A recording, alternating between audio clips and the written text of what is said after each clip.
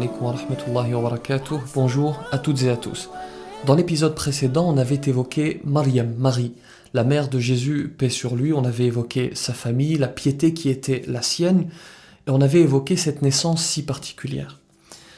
Marie va donc prendre son enfant et va aller vers son peuple. Et comme nous l'avions évoqué, ils sont choqués, parce qu'il s'agit d'une pieuse qui a, selon eux, bien sûr, commis un grave péché. Ils ne croient pas sa version des faits. D'ailleurs, le Coran précise cela par le verset suivant: قالوا يا مريم لقد جئت شيئا فريا. Ô Maryam, ô Marie, tu as fait une chose monstrueuse. Sous-entendu, elle a eu des rapports illicites, donc on comprend qu'ils ne la croient pas.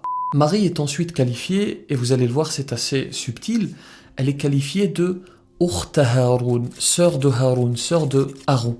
La question que l'on se pose immédiatement, c'est qui est ce Aaron? Qui est ce Haroun? Est-ce qu'il s'agit de Haroun, le frère de Moïse, le frère de Moussa alayhi salam? Et pourquoi particulièrement ici, son peuple fait le lien entre elle, entre Marie et ce fameux Haroun? Eh bien, il y a divergence sur la compréhension de cette qualification. Vous allez voir, c'est intéressant. Certains savants ont une compréhension littérale du texte. Et ils s'arrêtent à la conclusion selon laquelle Marie avait un frère qui s'appelait Haroun. D'autres vont aller plus loin en disant ceci. Ils vont dire, le Créateur dit, Ya Ukhta Haroun, sœur de Haroun, dans le sens, ô celle qui a des caractéristiques qui ressemblent à celles de Haroun, frère de Moussa, et notamment la caractéristique de la piété. Ils évoquent ici la piété de Haroun et celle de Maryam pour faire une comparaison.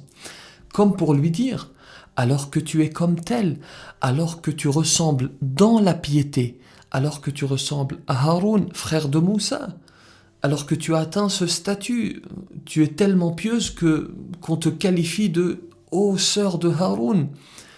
Tu as atteint ce niveau et malgré tout, tu te présentes devant nous avec un enfant illégitime, ce qu'ils considèrent, eux, en tout cas, comme illégitime. Ils vont même l'accabler et aller encore plus loin, comme indiqué avec la suite du verset. Ma kana abuki imra'a saw'in wa ma kanat ummuki baghiya.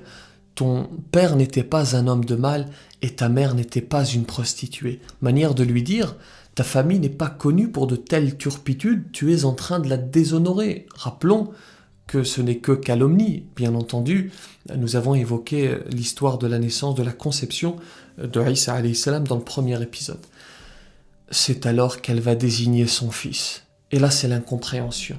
Ils vont s'offusquer en répondant « Mais comment veux-tu que nous parlions à un bébé dans son berceau ?»